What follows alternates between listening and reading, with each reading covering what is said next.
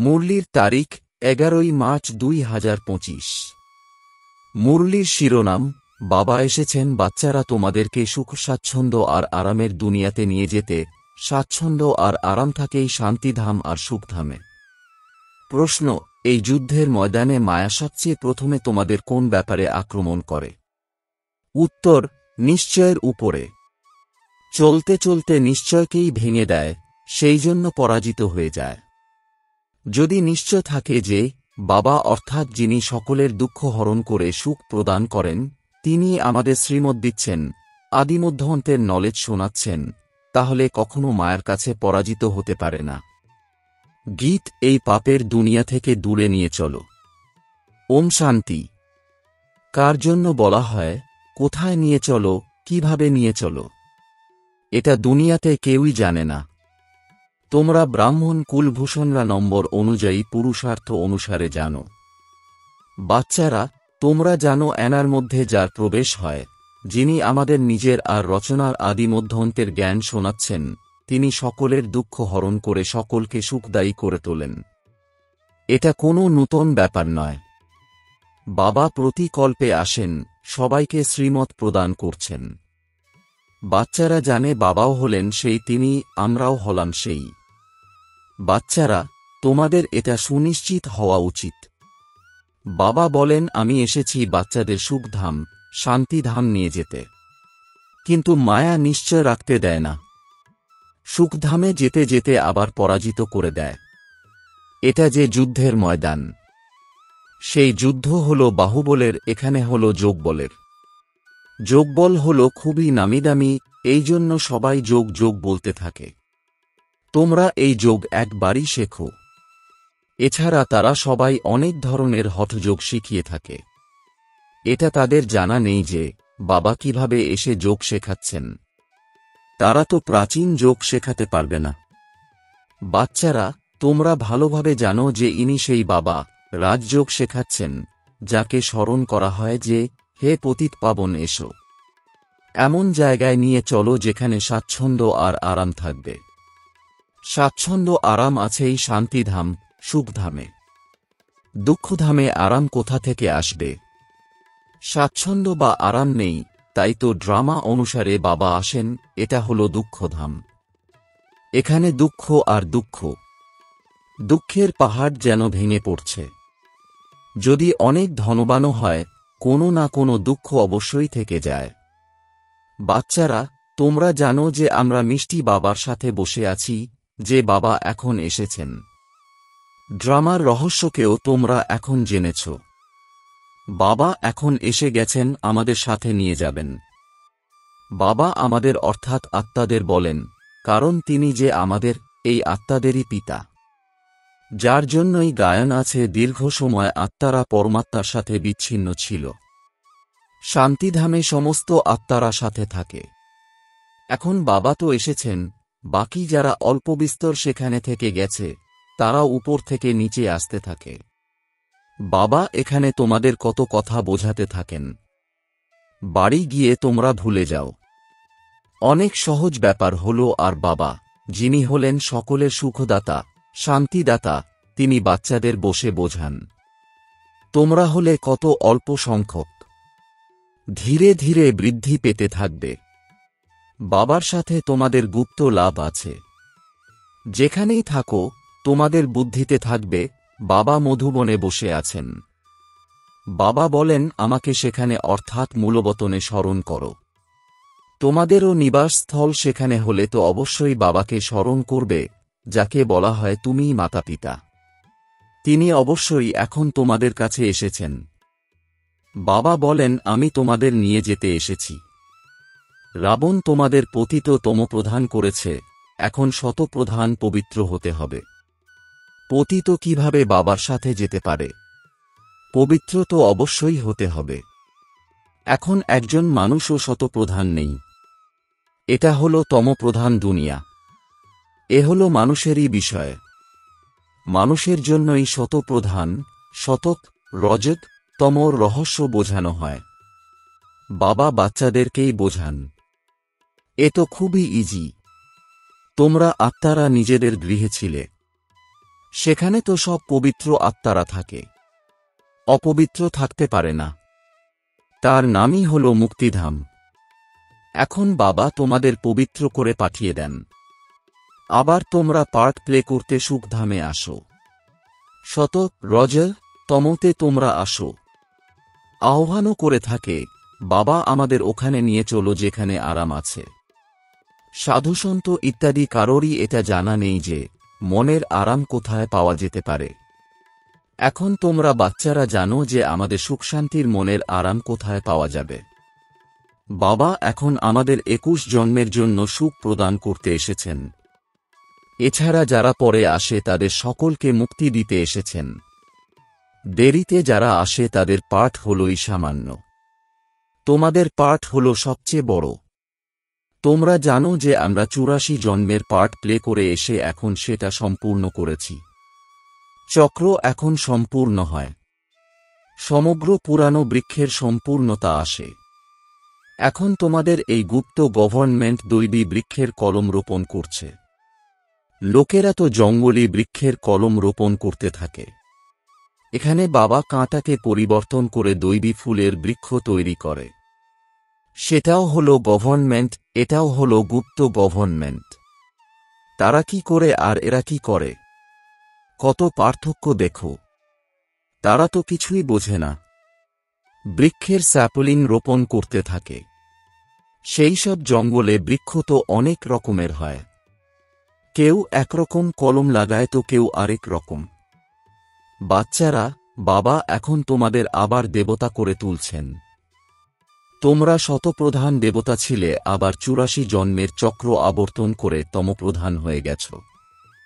কেউ সব জন্মে পবিত্র থাকবে এটা হয় না।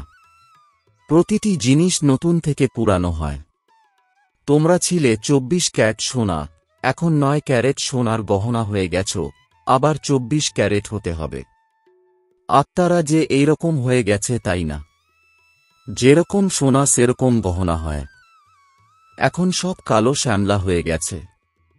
সম্মান রক্ষার্থে কালো না বলে শ্যাম বলে দেয়। আত্মা শতপ্রধান পিওর ছিল, তারপর কত খাত পড়ে গেছে। এখন আবার পিওর হওয়ার জন্য বাবা যুক্তিও বলে দেন। এ হল যোগ অগ্নি, তোমাদের খাদ এতেই পরিষ্কার হয়ে যাবে। বাবাকে স্মরণ করতে হবে। বাবা নিজে বলেন, আমাকে এইভাবে স্মরণ করো। আমিই হলাম পতিত পাবন। অনেকবার আমি তোমাদের পতিত থেকে পবিত্র করেছি। এটাও তোমরা আগে জানতে না। এখন তোমরা জানো যে আজ আমরা পতিত হয়েছি, কালকে আবার পবিত্র হব। ওরা তো কল্পের সময় লক্ষ বছর করে দিয়ে মানুষকে ঘোর অন্ধকারে ফেলে দিয়েছে। বাবা এসে সকল বিষয়টিকে ভালোভাবে বুঝিয়ে দেন। বাচ্চারা, তোমরা জানো যে আমাদেরকে পড়াচ্ছেন জ্ঞানের সাগর পতিতপাবন বাবা, যিনি হলেন সকলের সদ্গতি দাতা। ভক্তি মার্গে মানুষ কত মহিমা করতে থাকে কিন্তু তার অর্থ কিছুই জানে না। স্তুতি করার সময় সবাইকে নিয়ে মিলিয়ে করে দেয়, যেন অতিরিক্ত গুড় মিশিয়ে বলে দেয়, যে যা শেখায় কণ্ঠস্থ করে নেয়। বাবা এখন বলেন, যা কিছু শিখেছিলে সেই সব কিছু ভুলে যাও। বেঁচে থেকেও আমার হও। গৃহস্থ ব্যবহারে থেকেও যুক্তির সাথে চলতে হবে। এক বাবাকেই স্মরণ করতে হবে। তাদের তো হলই হঠযোগ, তোমরা হলে রাজযোগী। বাড়ির লোককেও এইরকমই শিক্ষা দিতে হবে। তোমাদের চলন দেখে সেই রকমই ফলো করবে। নিজেদের মধ্যে কখনো লড়াই ঝগড়া করো না। যদি লড়াই করো তো আর সকলে কি মনে করবে, এর মধ্যে তো অনেক ক্রোধ রয়েছে। তোমাদের মধ্যে কোনো বিকার থাকবে না। মানুষের বুদ্ধিকে খারাপ করার জন্য আরেকটা জিনিস হল বায়োস্কোপ মানে সিনেমা, এও যেন একটা হেল অর্থাৎ নরক। সেখানে গেলেই বুদ্ধি খারাপ হয়ে যায়। দুনিয়ায় কত নোংরা রয়েছে। একদিকে গভর্নমেন্ট আইন পাশ করায় যে 18 বছরের আগে কেউ বিবাহ করবে না, তবুও প্রচুর বিবাহ হতেও থাকে। ছোট কন্যাকে কোলে বসিয়ে বিবাহ করায়। তোমরা এখন জানো যে বাবা আমাদের এই ছিক দুনিয়ার থেকে নিয়ে যাবেন, আমাদের স্বর্গের মালিক করে তোলেন। বাবা বলেন, নষ্টমোহ হয়ে যাও, শুধুমাত্র আমাকে স্মরণ করো। আত্মীয় কুটুম্ব পরিবারের মধ্যে থেকেও আমাকে স্মরণ করো। কিছু পরিশ্রম করলে তবে তো বিশ্বের মালিক হবে। বাবা বলেন মামেকুম অর্থাৎ একমাত্র আমাকে স্মরণ করো আর আসুরি গুণ ত্যাগ করো। রোজ রাত্রে নিজের তালিকা বের করো। এটা হলো তোমাদের ব্যবসা। এই ব্যবসা বিরলেই কেউ করে থাকে। 1 সেকেন্ডে কাঙালকে মুকুটধারী করে দেয়, এটা জাদুই হয়ে গেল তাই না? এইরকম জাদুকরের হাত তো ধরে নেওয়া উচিত, যিনি আমাদের যোগবলের দ্বারা পতিত থেকে পবিত্র করে তোলেন। দ্বিতীয় কেউ করতে পারবে না। গঙ্গা মায়ের কাছে কেউ পবিত্র হতে পারে না। তোমাদের অর্থাৎ বাচ্চাদের মধ্যে কত জ্ঞান আছে। তোমাদের ভিতরে ভিতরে খুশি হওয়া উচিত, বাবা আবার এসেছেন। দেবীদেরও কত চিত্র ইত্যাদি তৈরি করে তাদের হাতিয়ার দিয়ে ভয়ঙ্কর বানিয়ে দেয়। ব্রহ্মারও কত হাত দিয়ে দেয়। এখন তোমরা বুঝতে পারো ব্রহ্মার হাত তো লক্ষ সংখ্যক হবে। এত সব ব্রহ্মা কুমার কুমারীরা এই বাবার উৎপত্তি জেনা, তো প্রজাপিতা ব্রহ্মার এত এত হাত। এখন তোমরা হলে রূপ বসন্ত। তোমাদের মুখ থেকে সর্বদা রত্ন নির্গত হওয়া উচিত। জ্ঞান রত্ন ব্যতীত আর কোনো কথা নয়। এই রত্নের ভ্যালু অর্থাৎ মূল্যায়ন আর কেউ করতে পারবে না। বাবা বলেন মনমনাভব।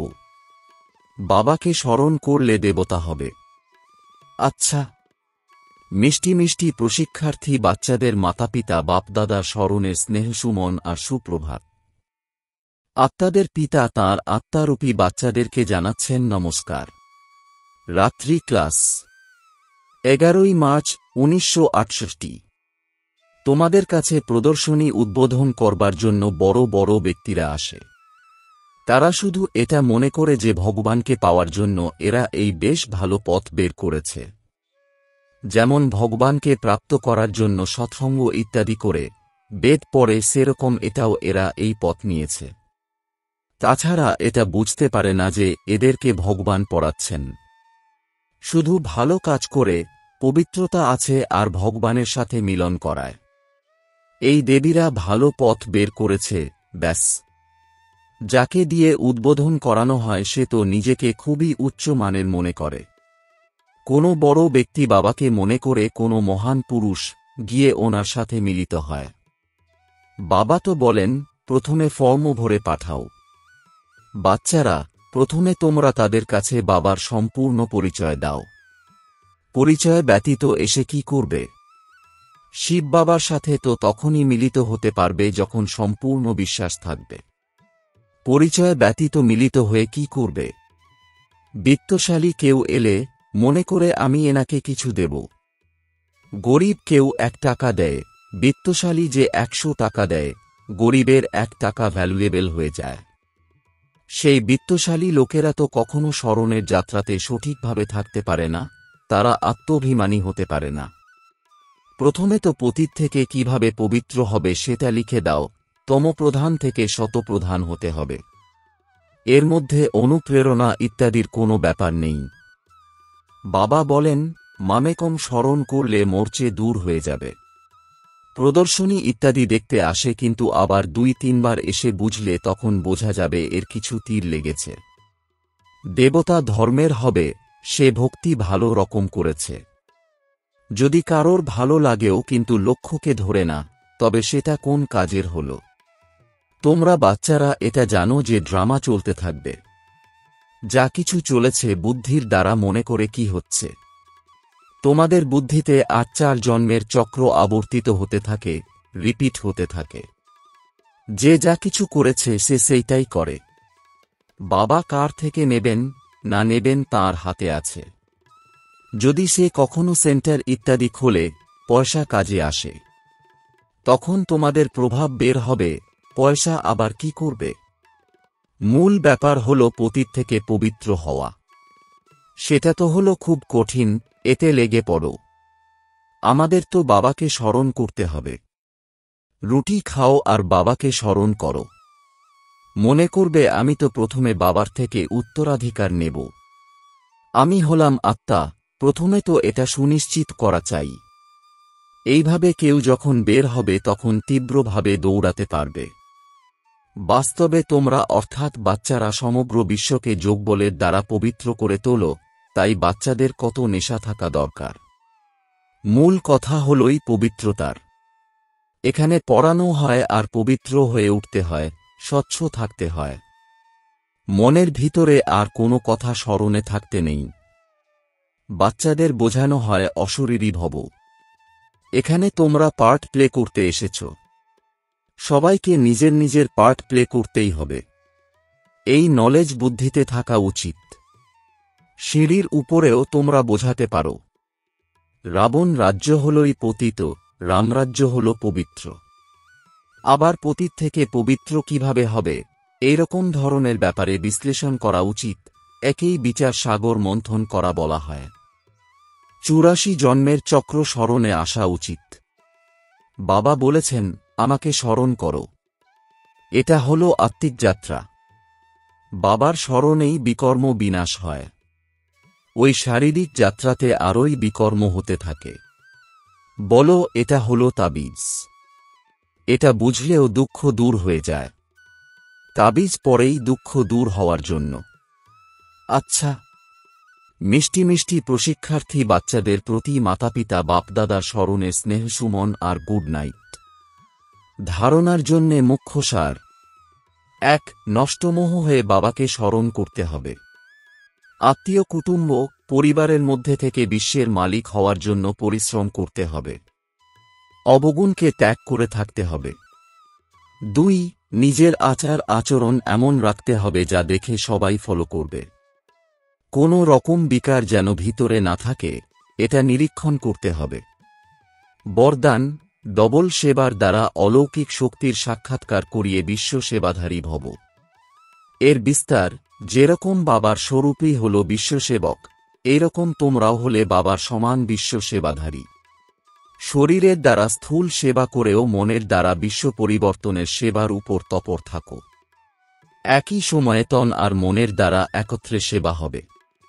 যারা মনসা এবং কর্মনা দুইয়ের দ্বারা একসাথে সেবা করে, তাদেরকে যারা দেখে, তাদের এই অনুভব বা সাক্ষাৎকার হয়ে যায় যে এরা কোনো অলৌকিক শক্তি।